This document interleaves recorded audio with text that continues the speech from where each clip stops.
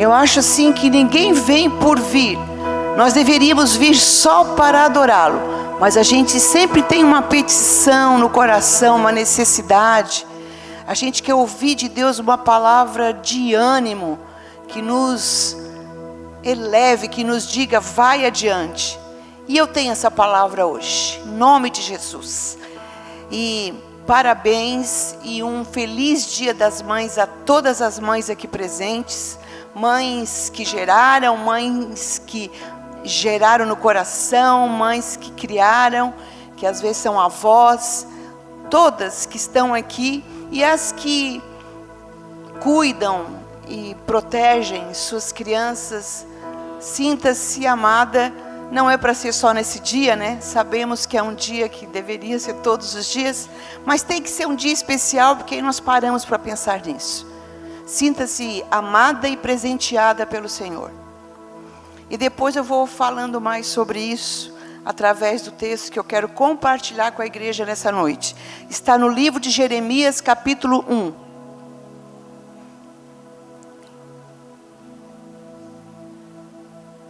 Jeremias capítulo 1,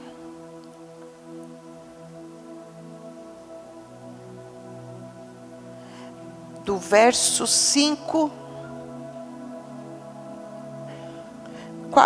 4 ao 10. É um texto bem importante, bem bom, onde o Senhor já vai falar contigo só na leitura. Se teu coração estiver disposto a ouvir e a receber, é assim que Deus trabalha. Agora, se você estiver aí no banco, achando que... então aí tu não recebe nada. A palavra de Deus em Jeremias 1:4 diz assim: o Senhor me deu essa mensagem. O Senhor falando com Jeremias, eu o conheci antes de formá-lo no ventre de sua mãe. Antes de você nascer, eu o separei e o nomeei para ser meu profeta às nações.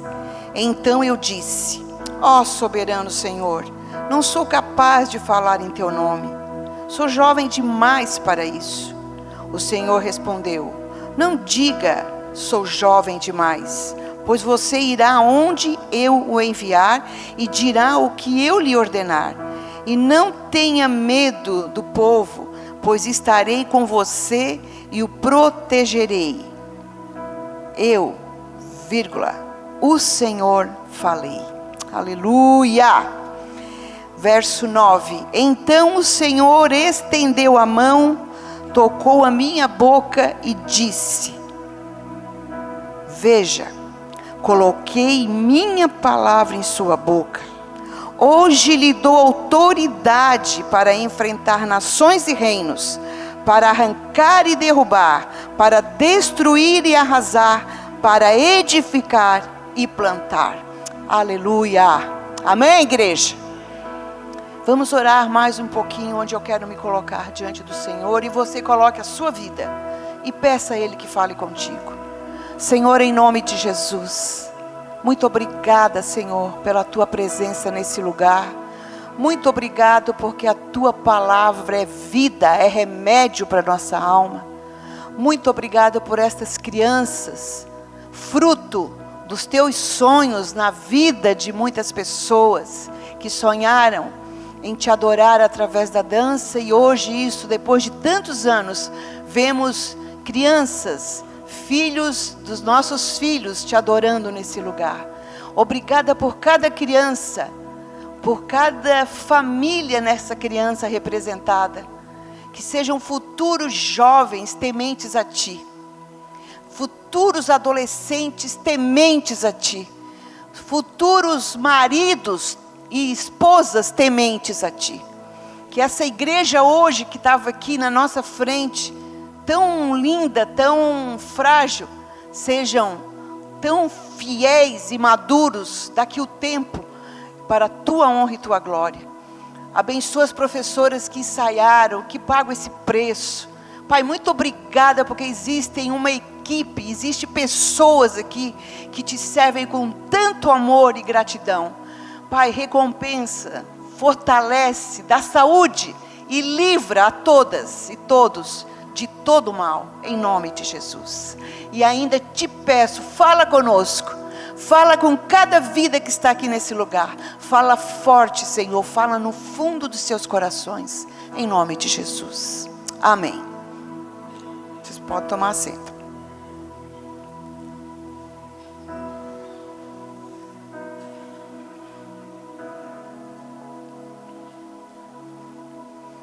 Eu vou falar sobre o profeta Jeremias e vou aplicar o que ele ouviu de Deus às nossas vidas. Esse primeiro capítulo de Jeremias, para quem nunca leu ou quem não tem muito conhecimento bíblico, ou para quem já conhece também, fala de um profeta dentro do reino de Judá. No período em que Judá estava em decadência e eles estavam se afastando de Deus. A mensagem de Jeremias, como profeta, que está aqui no livro, ele é uma mensagem que o povo rejeitou porque ele foi usado por Deus para chamar a atenção do povo. Ele foi usado por Deus para chamar o povo de novo a adorar ao Senhor, porque eles estavam se afastando e se envolvendo com outros deuses. O reino de Judá estava em declínio como povo. Eles estavam abandonando a verdadeira adoração ao Senhor. E aí Deus levanta Jeremias para falar a verdade ao povo. E vocês sabem que quando as pessoas estão numa prática, e vem alguém de Deus para dizer, vocês estão errados, vocês têm que andar por outro caminho, vocês estão abandonando o Senhor com suas práticas, com seus hábitos, vocês estão se afastando de Deus, lá no seu esconderijo, lá onde você vive a sua intimidade. Deus sabe, naquela época que eles ainda iam na frente de todos, em um lugar, adorar outros deuses. Aí Deus levanta Jeremias, e ele foi um profeta que Deus usou durante 40 anos. E depois dessa missão, ele chegou a profetizar que eles seriam destruídos por um exército maior e seriam exilados na Babilônia. E o profeta, bem pincelado, se vocês um dia quiserem saber um contexto histórico bem fiel sobre Jeremias, vocês chamam o pastor Carlos, que ele tem tudo na ponta da língua e na cabeça. E ele morreu, não em Jerusalém, morreu, no Egito. E tudo isso assim é só para dar um pano de fundo a essa leitura, que quando o Senhor chama Jeremias e diz algo para ele. E eu creio que muitos aqui, por que todos nós estamos aqui hoje? O que nos fez chegar aqui? Daqui eu posso ver várias pessoas, e eu conheço algumas pessoas, muitas, e eu posso dizer, tem aqui um casal, dois casais recém-casados, devem estar felizes. Aí eu vejo um pai e uma mãe que estão tristes pelo luto, vejo filhos que perderam os pais. Então a gente vê aqui muitas coisas, mas eu quero dizer a vocês que a palavra de Deus, ela é remédio para a nossa alma. A palavra de Deus, ela vai mais profundo do que você possa entender, como diz ali. Ela é eficaz, ela penetra os nossos pensamentos e a nossa alma. Então se atente a entender o que Deus quer nos dizer hoje. Porque quando o Senhor fez este chamado, Ele disse, primeiro o Senhor nos conhece, como diz também o Salmo 139. Antes de tu levantar, eu já sei o que tu está pensando. E quando tu vai dormir, eu já sei como tu estás. Antes que a palavra saia da tua boca, eu já sei todas as coisas. Porque tu foste formado de uma forma muito maravilhosa. Eu te conheço lá no ventre. O Senhor diz para Jeremias o que o salmista falou no Salmo 139. Tu podes tentar fugir de mim para o mais alto lugar, que eu vou estar lá.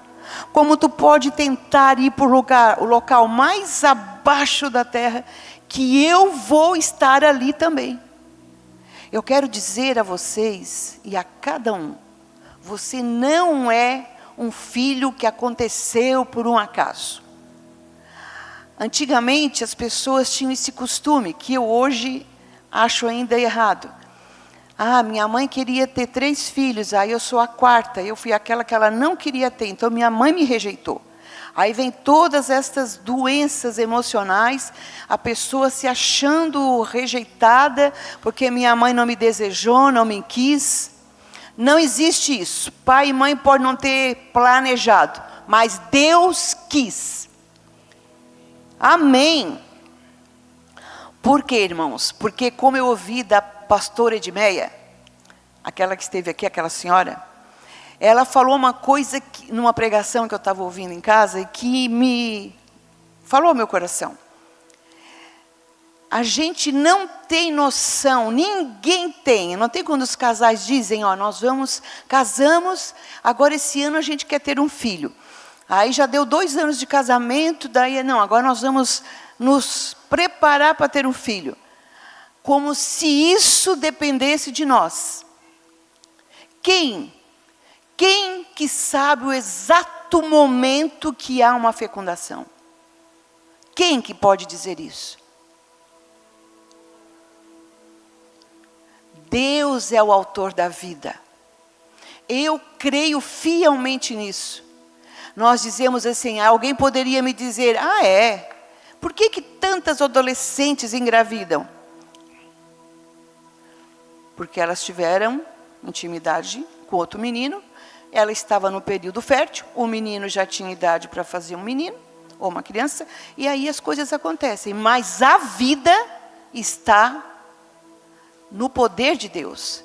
Então, quando eu vejo uma criança que nasce numa situação bem difícil, eu penso, Deus está nesse negócio. Aí a gente fica assim, em situações, em famílias, em situações de vulnerabilidade. Que criançada que essa mãe fez. Porque geralmente nasce assim um monte, eles fazem muitos filhos, às vezes com alguns interesses, outros é porque não tem cuidado, enfim. Mas eu creio que a palavra nos diz que cada vida gerada, nascida, é um propósito de Deus. Então, se tu tens ouvido ou já ouviu, tu pode ser jovem, tu pode já ser uma pessoa madura. Eu era uma filha que eles não queriam. Não existe. Deus é que faz certinho, Deus não erra. Mas a gente passou muito trabalho, foi muita pobreza, foi isso, foi aquilo, não importa. Quando há a fertilidade e há esse encontro ali no útero da mãe, e há esse fechou, mas e deu aquela soma e deu vida, está feito. Triste de quem não aceitou e lutou contra uma vida que o Senhor gerou. Vai ter que lutar contra isso, se arrependendo e pedindo para Deus misericórdia. E por que eu estou falando tudo isso? Todos nós, muitas vezes, nos perguntamos, eu já ouvi muito das pessoas, será que estou vivendo o propósito de Deus para a minha vida? Será que, às vezes eu sinto que ainda não estou vivendo, mas lá no fundo, eu acho que lá na frente vai ter algo bom para mim. Aí a gente pergunta, mas o que tu pensa em fazer da tua vida? O que tu está na igreja? O que houve contigo? Deus converteu, eu me converti ao Senhor. E agora eu estou pensando, o que é que Deus quer de mim? Em Jeremias aqui 1:5, nos mostra claramente que o Todo-Poderoso, Criador dos céus e da terra, nos conhece desde que nós estamos sendo criados como, antes de um feto, como é que fala, Gabi? Um embrião. Quando ainda somos um embrião. Desde o ventre de nossa mãe. Ele tem um chamado para cada um de nós. Sendo que isso, segundo a palavra de Deus, só em eu saber que eu nasci com um propósito como filha de Deus, isso já me traz muita coragem. Isso já me encoraja, já me motiva em saber que eu não sou um fruto de um acaso. Eu não sou um fruto de uma relação rápida que houve lá no carnaval, eu que tal. Deus faz tudo tão perfeito, que em todas as obras dele, tanto no nascer como no morrer, há consolo e encorajamento. Senão, nós não estávamos aqui. Quem já perdeu alguém sabe, nós estaríamos tudo pirado num hospício, porque é muito difícil. Então, Senhor, em todas as obras que acontecem na tua vida, de perdas, ou de mudanças, ou de lutas, ou de tragédias, saiba que há a boa mão do Senhor com um propósito bem claro, de consolo e de encorajamento. Vai, segue adiante. Amém, irmãos?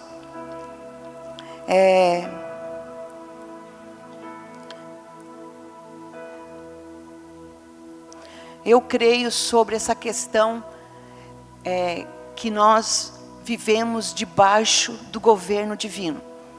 Eu quero contar bem rapidinho um testemunho lá do seminário, quando a gente estudava.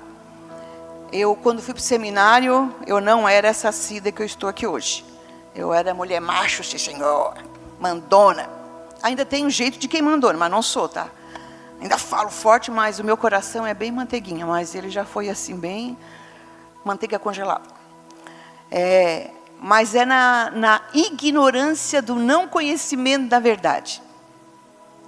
E quando a gente foi para o seminário, eu cheguei lá assim, nossa, eu queria estudar, eu não queria saber de mais nada.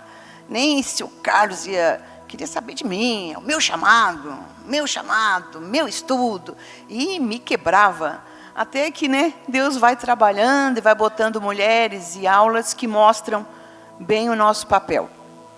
E aí, numa aula que a gente teve até com a dona Leni, que vai vir aí no retiro de casais, ela falou sobre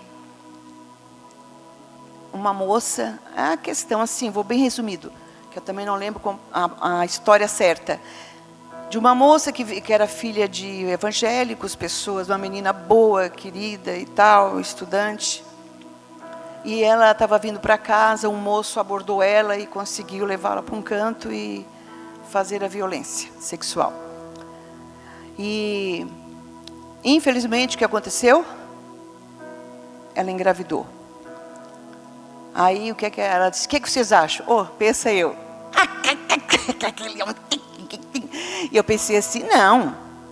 Vocês acham que ela deve abortar? Ou ela deve... É o filho de um estupro. Ou deve ganhar a criança? O que vocês pensam? A primeira coisa que veio no nosso coração era nós ir atrás desse cara e fazer alguma coisa com as próprias mãos. Parece assim que se fala de, minha irmã, minha filha, passar por um negócio desse. A gente, assim, não vê essa situação com a mente de Deus. A gente já pensa mesmo em fazer o pior com o cara, se a gente puder fazer. Mas, e depois, vem a questão da criança no ventre. Irmãos, igreja amada, não temos o direito de matar ninguém na face da terra. A vida e a morte é com Deus. Então, a menina pode ter essa criança e viver uma vida feliz, aí é com ela, ou passar essa criança para alguém cuidar. Mas nós instigarmos, e vocês têm visto vários filmes sobre isso,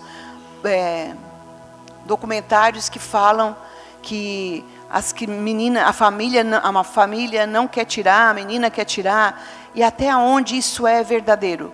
Aonde que Deus, o que Deus nos ensina de verdade? A situação é trágica, é terrível, mas a vida veio de Deus. Mas como? O que é que Deus tem a ver? Aconteceu uma coisa muito grave, muito ruim. Deus é que dá a vida. Agora, o que vai ser feito depois é com Ele também. É difícil de entender isso. Eu quero ler para vocês um conceito simples sobre a palavra propósito. Propósito é a razão pelo qual cada indivíduo foi criado. Deus criou cada pessoa, cada um de nós e do mundo inteiro para a sua glória. Porque não é só o homem, a junção do espermatozoide com o... Está faltando outro nome? O óvulo. Não é a união desses dois negocinhos só, desses dois membros, né, naturais, do homem e da mulher que faz uma... É Deus que diz, porque tem gente tentando uma vida. E às vezes não acontece. Onde é que está esse mistério? O propósito é a razão fundamental da existência de cada pessoa. É o plano de Deus para cada indivíduo, que é viver em conformidade com o seu caráter e propósito, glorificando-o em tudo. Então, se eu for pensar, eu sou o propósito. A minha vida, quando eu nasci em Cristo, se tornou um propósito de divulgar, viver uma vida que transmita esse amor de Deus, que transmita a verdade de Deus, que transmita tudo que Deus é. Nós, quando vemos um filho, como o Vitinho, vou dar um exemplo assim bem simples, com uma mulher loira e um homem negro, o que é que deu? Um rapaz negro com o cabelo encalocorado. Não vou falar mulato, porque não é, né? Então, agora, se a gente vê dois alemães casados, duas pessoas clarinhas casando, vai dar o quê? Outra criança clarinha. Então, assim, tem coisa que é tão natural. É tão natural. A gente vê nos filhos o nosso temperamento. A gente vê nos filhos os nossos costumes. A gente vê, agora, eu como filha de Deus, você como filho de Deus, como é que a gente deve agir? Quando eu entendo que o propósito de Deus foi me dar vida, para que onde quer que eu vá, eu possa glorificá-lo. Aleluia! Glória a Deus! E eu vivi 22 anos, quase 23, sem o conhecimento de Deus. E eu estava lá ontem à noite, pensando sobre isso, estudando. E eu pensei assim, ó, antes de eu conhecer a Jesus, como eu conheço, como estou ainda conhecendo, eu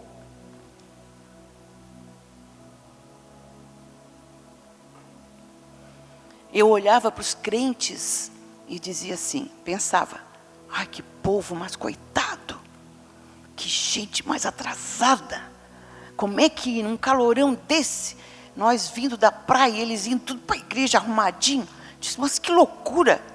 Quando eu fui evangelizada, né, por alguém que está aqui, ele dizia, ó, vai na igreja.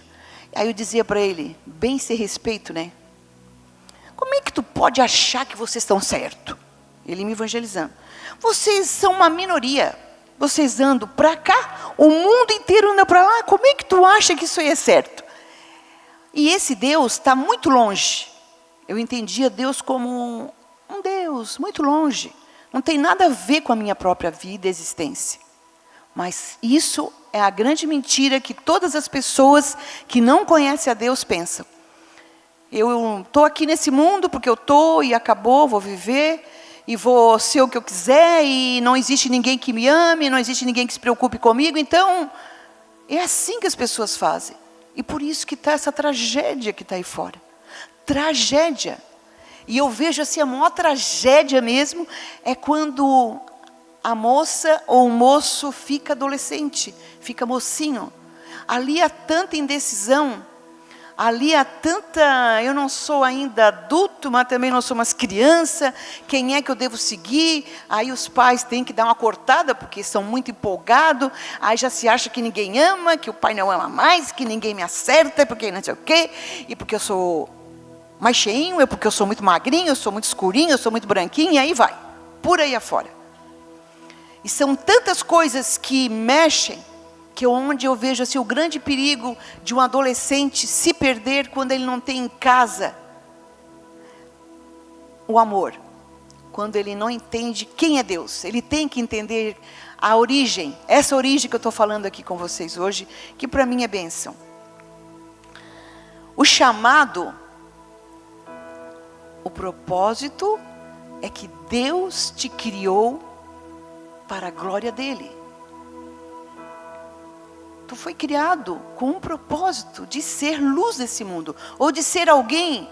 Tu pode dizer, eu não sei fazer nada, eu sou uma pessoa muito quieta, eu sou, como a gente falava antigamente, eu usei muita droga, então eu estou noiado, eu sou uma pessoa distraída, eu sou um TDAH agitado, eu não sei fazer nada.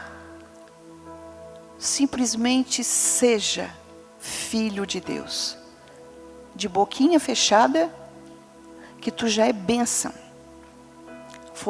Teve uma pessoa da história da igreja que disse, prega o evangelho, se preciso, use as palavras, né? Como é que se faz isso? Vivendo, tendo paz, sendo bom, abençoador, generoso, honesto, não mente, não inventa, não usa palavras feias da tua boca, palavrões. Não invoca o bicho, porque ele não precisa invocar, porque ele já está ali louco para te pegar. E o chamado é a convocação específica de Deus para que cada um participe da sua obra de uma forma única, usando os seus dons e talentos que Ele deu.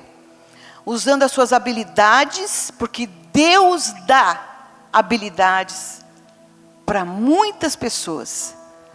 Deus dá, e eu tenho assim, no meu entendimento, que quando eles estavam criando o tabernáculo, e que Moisés mandou, eu não vou me lembrar agora, homens que são artistas, vou usar na minha linguagem, que façam isso, chama aqueles que sabem mexer na madeira, que sabem mexer no ferro, para fazer tudo que eles queriam ornamentar ali É Deus que dá essa habilidade. Tem homem, usando para o dia de hoje, tem homem que ele em casa, a borracha da geladeira. Isso eu sou do tempo que a gente trocava a borracha. Hoje as pessoas trocam de geladeira. Mas na minha época a gente trocava, era a borrachinha. Então assim, tem gente que se precisar fazer uma instalação elétrica, se precisar, sei lá, todos os serviços da casa, a pia está estragada, o banheiro, a descarga, ele vai lá. E se isso, e se aquilo, ele sempre dá um jeito. Tem gente que tem esse talento, mas tem gente que não tem. E tudo certo. E tem mulher que tem esses talentos mais que homem. E tem homem que não tem nada, mas ele é bom em outras coisas. Ele tem outras habilidades.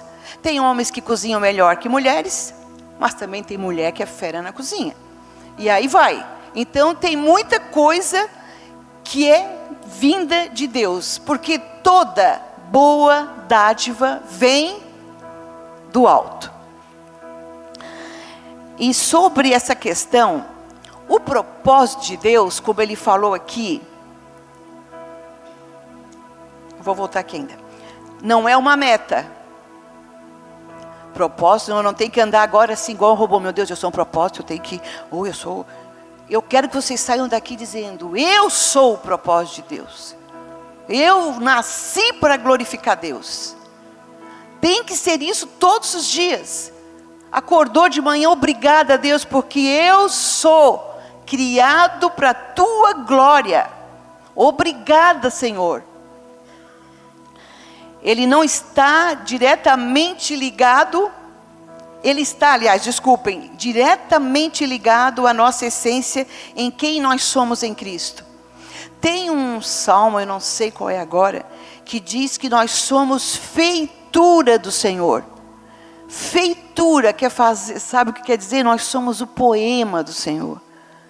Todos nós somos tão amados pelo Senhor, tão amados por Deus, que Ele enviou o seu Filho Jesus para morrer numa cruz, em nosso lugar, para que nós pudéssemos entrar num lugar que é espiritual e pudéssemos alcançar a Deus e pudéssemos ter essa ligação, como a gente diz, o véu foi rasgado para que nós tivéssemos acesso aos santos dos santos.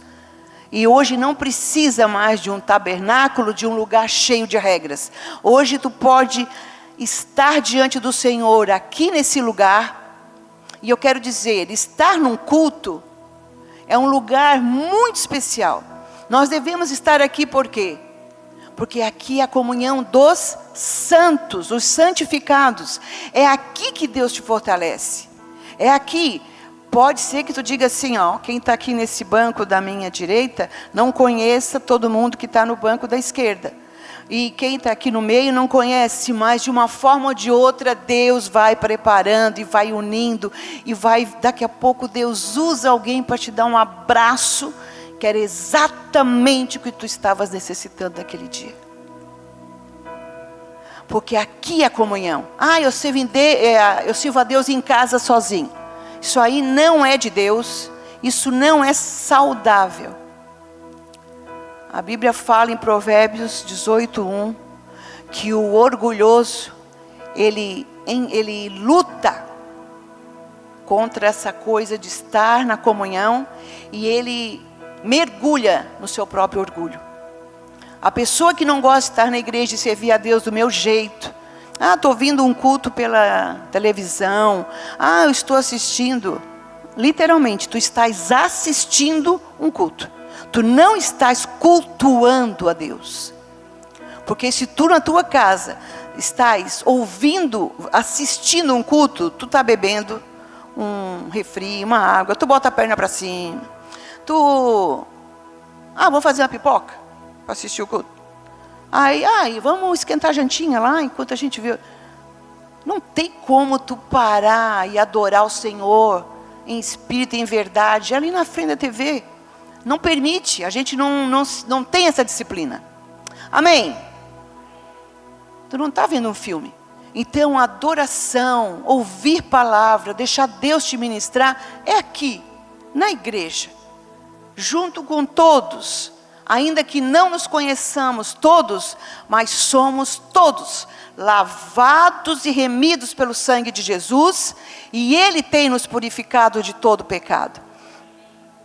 Aleluia.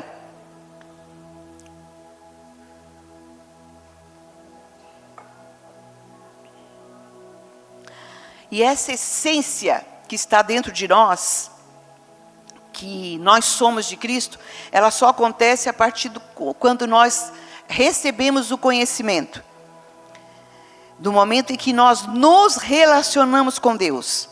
E tentamos expressar através do comportamento. Eu vou usar a figura de um novo convertido. O novo convertido, ele vivia de uma forma, aí Deus faz uma obra através de alguém que convidou ele para vir no culto, através de uma canção, de muitas coisas. Ele chega aqui e Deus faz uma obra na vida dele, uma obra verdadeira. Aí ele sente que ele não é mais a mesma pessoa. Eu não quero mais ir para aquele lugar, eu não quero mais andar com essas pessoas, eu não quero mais viver desse jeito, eu não quero mais falar certas coisas, e eu não quero mais agir no egoísmo, eu não quero mais viver só para mim. Aí eu quero entrar nessa questão, quem é nascido de novo, tem desejo ardente de abençoar o outro, tem desejo de abençoar a obra do Senhor, tem desejo de fazer a obra, porque nós somos a primeira obra. Nós temos prazer de ver uma pessoa vindo à frente chorando. Nós temos prazer de fazer uma visita porque alguém nos diz que tem alguém sofrendo. E nós vamos chegar lá e vamos falar de Deus e vamos orar. E aquele casamento vai ser restaurado. Isso é lindo e é maravilhoso e só acontece se nós estivermos em Cristo. Porque quem restaura não somos nós, é Deus. Então o que cabe a nós é entendermos que somos instrumentos do Senhor. Nós não podemos receber esse entendimento de que Deus nos criou com um propósito, para a glória dEle, e viver a vida do meu jeito. O propósito é algo vivo que precisa amadurecer a cada tempo de nossa vida. Nós devemos viver uma vida coerente dentro daquilo que nós sabemos. O propósito de Deus não muda. Uma vez que Deus colocou sobre ti a sua mão, seu Espírito Santo, e te fez nascer de novo, e Ele olha para ti e vê o sangue de Jesus sobre a tua vida, Ele só espera de ti um fruto único: amá-lo acima de todas as coisas. Mas o que Ele está vendo hoje é que tem muita gente dividindo o coração, um pouco para Deus, outro pouco para si mesmo.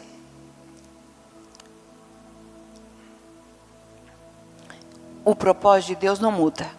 Quem muda somos nós. E nós temos que amadurecer a cada tempo, e nós temos que buscar a Deus, para que a gente possa viver a boa, perfeita vontade de Deus. E eu creio mesmo que cada pessoa é valiosa. É muito valiosa. É muito valiosa. Cada um de nós tem um valor muito grande. Ninguém está aqui assim porque... Claro, todos nós temos a nossa história de vida, de como chegamos ao conhecimento do Evangelho. Mas, na verdade, eu quero falar para vocês de verdade, diante do Senhor. A tua vida é muito importante para Deus. Mas ela é muito importante. Deus se preocupa contigo. Deus cuida de ti. Deus está atento a cada oração que tu fazes. Mas não é, às vezes Ele me ouve. Não, Deus ouve todas as tuas orações, todos os teus pedidos. Estou tomando banho, mas está lá chorando, para ninguém ver que está chorando, ninguém filho, nem mulher, nem ninguém, está lá tomando banho e chorando. Deus sabe. Tem dias que não tem nem palavras, é só lágrima. Cada lágrima sobe diante de Deus, como uma oração. Porque Ele é o único que pode sondar. O único que entra e sabe o que realmente a gente está falando. Aleluia.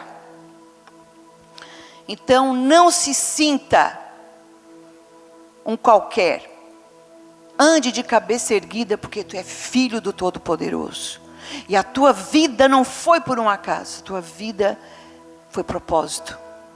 Às vezes as pessoas falam assim, com todo respeito eu vou falar isso para vocês que acreditam assim, mas eu ouvia isso, já ouvi isso há uns 7, 8 anos atrás.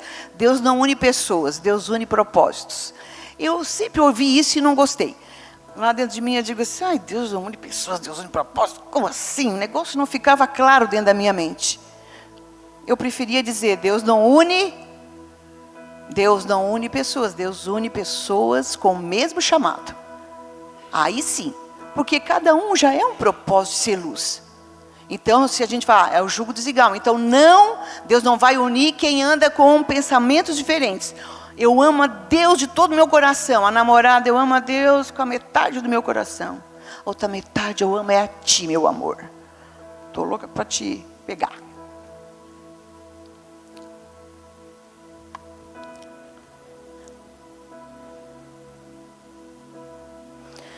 Uma coisa linda, somente Deus pode te dar o existir. Vocês lembram de um corinho bem antigo, né? Que eu nem vou dar aquela de cantar, porque eu não vou correr esse risco.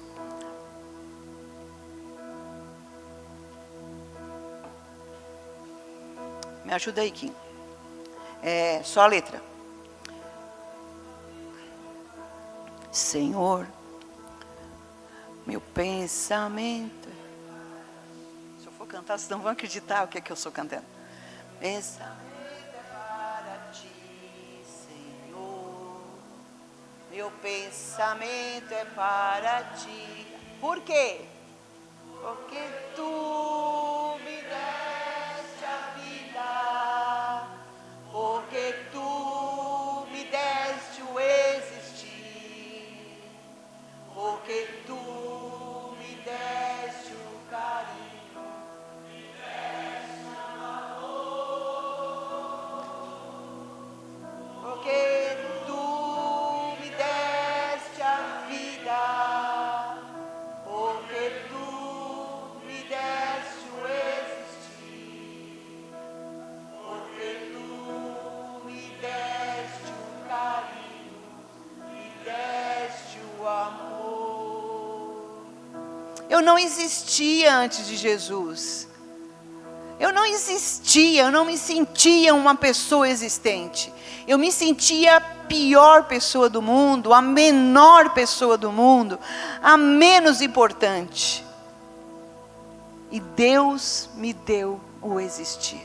Aleluia! Deus é aquele que nos criou com propósito e por isso Ele é poderoso para te tirar do buraco. Buraco de pecado, de vício, de toda coisa que tem te assolado. De toda angústia e tristeza, de todo ódio.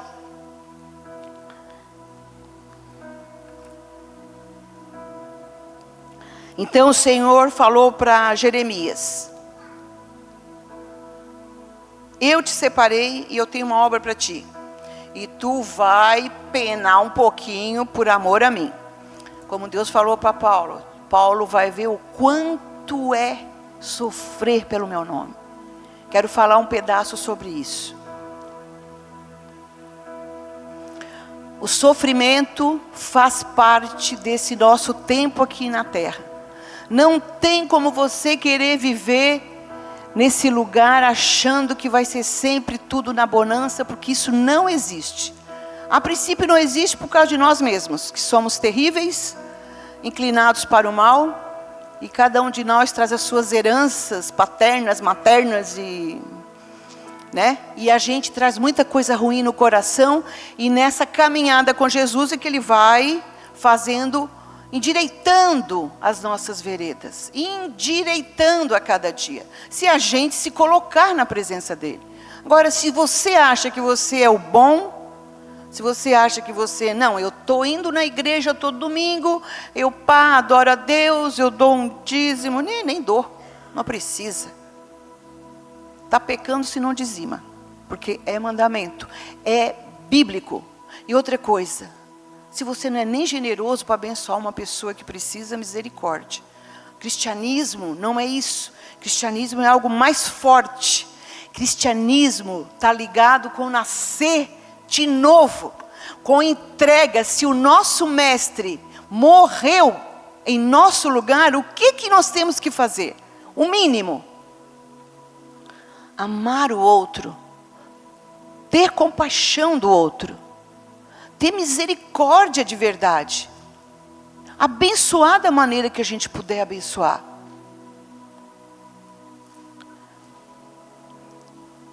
Cada pessoa, independente da sua idade, da sua posição social, é convidado a fazer parte desse plano divino. Uma das coisas que Deus nos chama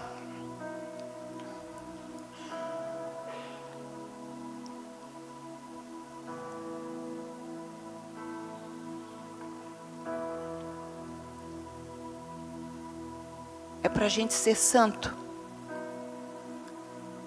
A palavra de Deus diz em 1 Pedro 1, 15 e 16 assim: mas como é santo aquele que vos chamou, sede vós também santos em toda vossa maneira de viver. Porquanto está escrito, sede santo, porque eu sou santo. O que Deus está falando sobre isso? Santidade, queridos, não é só para solteiros. Queria falar isso para vocês. A santidade também é para os casados. Não é só o moço que tem que cuidar com a santidade, não ver isso, não ver aquilo, não ficar tarando mulheres. Desculpa a palavra, como diz o meu amigo, esdrúxula. Mas o homem casado deve ter uma vida santa. Ele tem que ver o que ele vê. Ele tem que estar atento ao que parece para ele. Como que a gente vem nesse lugar participa de uma santa ceia. Como que a gente vem no lugar onde Deus está? Deus está aqui agora, amém? Porque nós estamos reunidos em nome de Jesus. Se onde estiverem 2 ou mais, o Senhor estaria ali. Então Ele está aqui. Todo mundo foi embora, é apenas um prédio que foi consagrado a Ele. Mas se estiverem 2 pessoas, o Senhor já está aqui. Como nós, criados por Ele, para a glória dEle, podemos fazer coisas que são impuras, coisas que são contrárias, coisas que são corruptas, impuras. Como nós podemos viver nessa prática? Isso é totalmente distante. Você pode dizer, não, mas eu conheço a Bíblia, mas então tu não pratica. Deus nos chama, Ele nos capacita e Ele nos envia. E eu queria falar isso para todos vocês. A vida é difícil, mas nós temos alguém sobre nós, que nos ajuda a dominar essa natureza. Eu sou meio assim, pesadinha de falar, mas a gente não vale nada. E ninguém aqui pode me dizer que vale, porque ninguém vale nada. Lá no seu íntimo, quando nós estamos sozinhos, quando a gente é quem a gente é, se a gente estiver irritado, nervoso, com fome, cansado, e alguém pisar no nosso pé, daí a gente é o que a gente é. Estúpido, grosseiro, sem doçura, sem nada de bom. Como a gente vê por aí. E se tu é um crente assim, misericórdia da tua vida, vai mudando, ainda dá tempo. Hoje é dia de arrependimento. Porque uma das obras que Jeremias veio fazer foi essa. Deus os chamou para levar o povo de Judá ao verdadeiro arrependimento. Deus chama-nos a viver um verdadeiro arrependimento. Aí eu vou dizer assim, já sou um crente maduro, já sei o que quero, estou no ministério, tenho 10, 15, 20 anos já que eu sirvo a Deus. Arrepende-te dos teus pecados. Ninguém está isento. Já estou pronto. Não existe. É um dia de cada vez mesmo, para amar ao Senhor e viver a verdade que Ele nos traz. Em nome de Jesus. E eu quero... E quando Deus fala da santidade, se você ler 1 Tessalonicenses, é fortíssimo esse assunto. Em vários textos das epístolas para as igrejas, todas falam de santidade. Porque Deus sabia que o povo ia sofrer muito nessa questão da impureza. Porque é difícil viver uma vida pura e santa nesse mundo hoje, com tantas coisas na internet, com tanta coisa sensual, tanta proposta, tanta coisa louca, que o menino, a menina, o homem casado, a mulher, tem que lutar para se afastar, não ver, fugir como José fugiu, para que você não seja contaminado, porque o mundo está muito sujo, muito impuro. Aí quando Deus também nos chama para a grande comissão, de Mateus 28, 19 e 20, que é para a gente ir, levar esse amor, a gente tem que ir, como o Carlos já falou que muitas vezes, aos vizinhos, a gente tem que ir. Quem tem chamado de missões para sair lá para o Nordeste, para qualquer área aqui, Deus vai conduzir a tua história. Se tu tem um chamado de Deus para fazer missões em outro lugar, é só tu orar e fazer o que Deus está mandando. Espera que no tempo certo Ele, vai convencer a igreja. E outra coisa, o dom, Deus revela à igreja e todos vão reconhecer que tu é chamado para missões. Não tem essa historinha, o pastor não me deu oportunidade. Se tu quer ser missionário, começa, nós vamos te botar já para ajudar o Ataíde ali. Fazer a obra, nós temos que pintar aquele muro lá atrás. Missionário começa assim. Porque tudo na vida cristã começa como serviço. Servir, ser servo, sem medo. Porque a gente agora não tem mais que dar satisfação. Nós não somos mais obrigados a dar satisfação para ninguém. Nós pertencemos a Ele. A nossa dívida é com Ele. O nosso amor, a nossa resposta é para Ele. E eu quero concluir.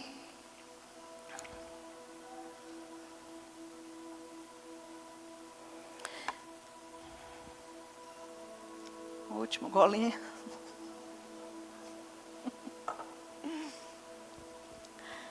É fácil. Se eu falando assim com vocês aqui, eu falando assim, ó, é fácil aceitar isso que eu estou falando? Eu vou chegar assim, ó, é fácil aceitar o propósito? O pessoal do louvor não vem ainda. Eu falei que eu estou finalizando, mas vocês esperam um pouquinho. Eu fico... Quando eles começam a vir aqui atrás, eu já perco tudo aqui, já não volto. Então, é fácil viver o propósito de Deus? Entender e aceitar e deixar Ele governar a tua vida? É fácil? Quem acha que é fácil, só levanta a mão. Quem acha que é difícil? É difícil. Sabe o que é fácil? Fácil é a gente ser religioso. Vou e volto. Faço a minha parte religiosa dentro da igreja. Não me compadeço de quem precisa.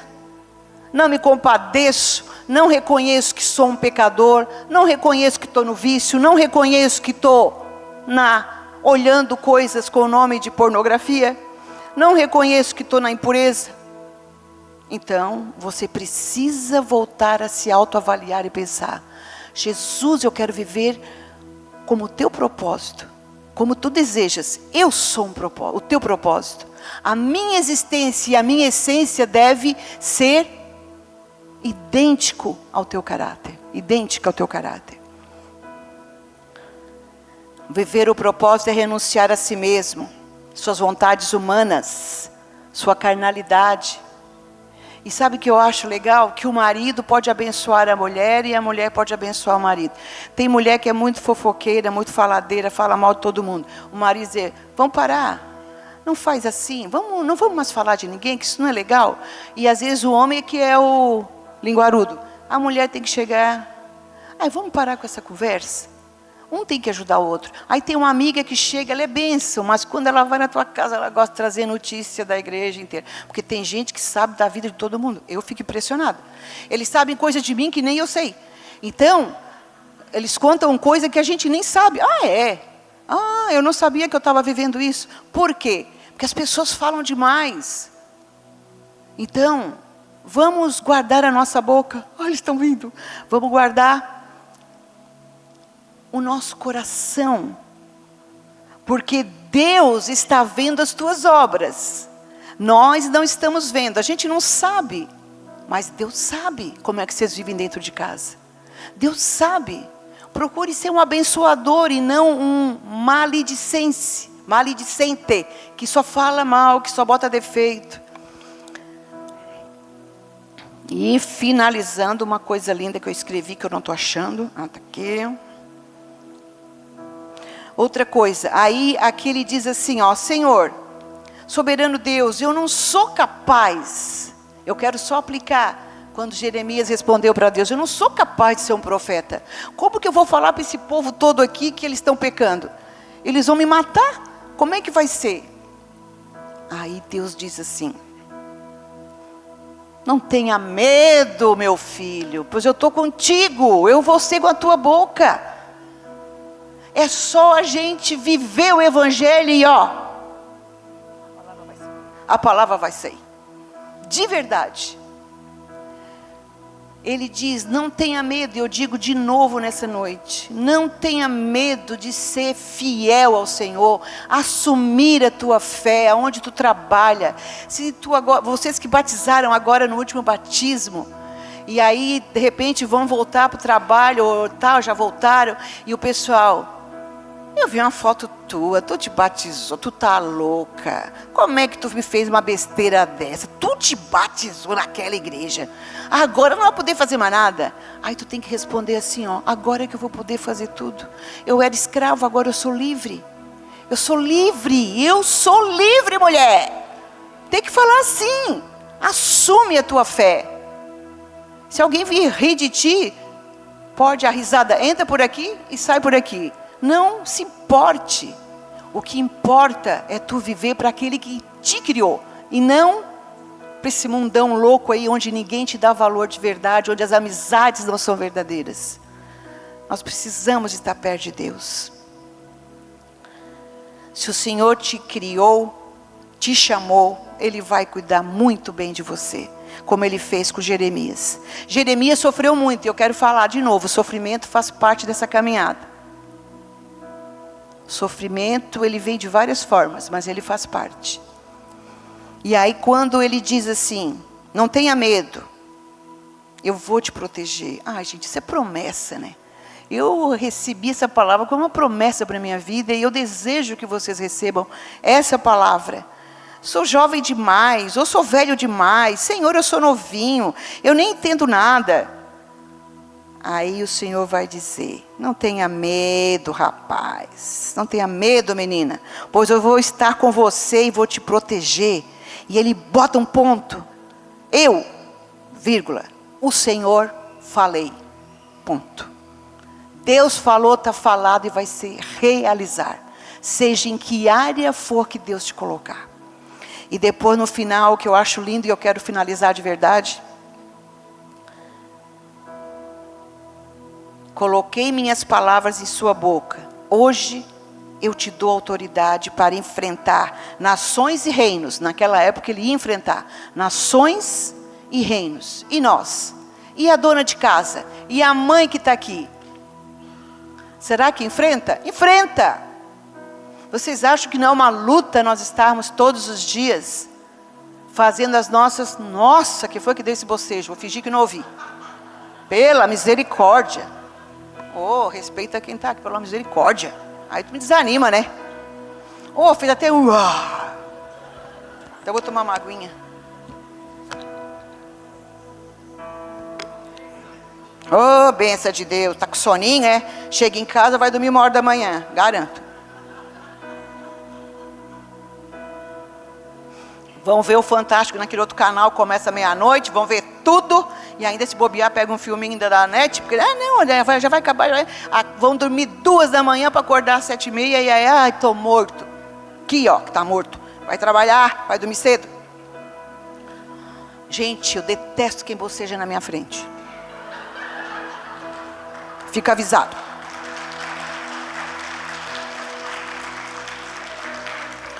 Boceja para dentro, dá uma disfarçada. Eu bocejo para dentro, se eu estou com muito sono e cansado, eu não deixo ninguém perceber. Mas esse aqui hoje, ó, ainda bem que eu não vi, tá? Mas deu até um barulhinho. Tá morto de sono, né? Ó, se for esposa, marido, me conta depois se ela for para casa dormir mesmo. Tá, voltando ao texto aqui maravilhoso, que eu digo para você que é uma promessa. Deus falou para Jeremias e hoje Ele fala para ti. Hoje eu te dou autoridade para enfrentar nações e reinos, enfrentar tudo que está diante de ti.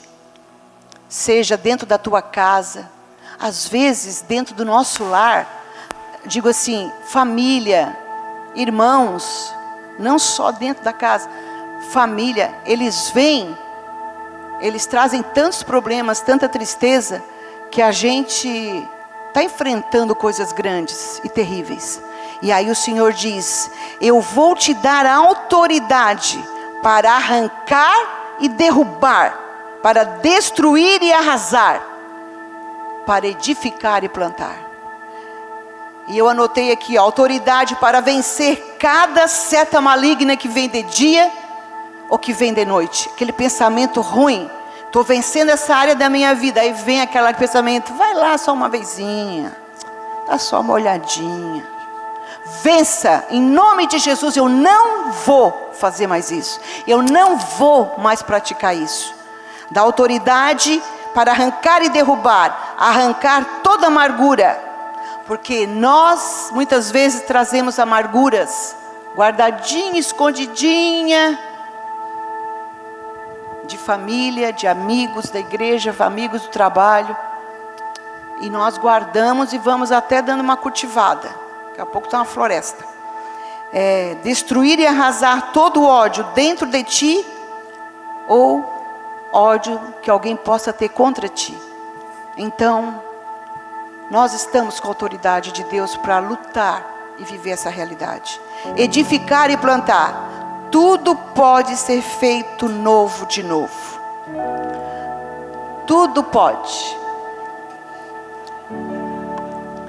Tudo pode ser feito novo de novo em tua história de vida. Amém, igreja? Tua existência é o propósito. Viva para Cristo, viva para Jesus. Eu gostaria que a igreja repetisse: a minha existência é o propósito. Glorificar a Deus. Aleluia. Vamos nos pôr de pé, Carlos Augusto.